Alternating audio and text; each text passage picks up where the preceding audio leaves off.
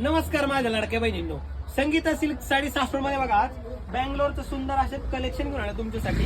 कोणाला आता काटापदराचा कंटाळा आला असेल किंवा काहीतरी हटके असं कॉन्सेप्ट शोधत असतात, तुमच्यासाठी तुमचा भाऊ घेऊन आला बघा अशी पश्मिना सिल्क मध्ये साडी.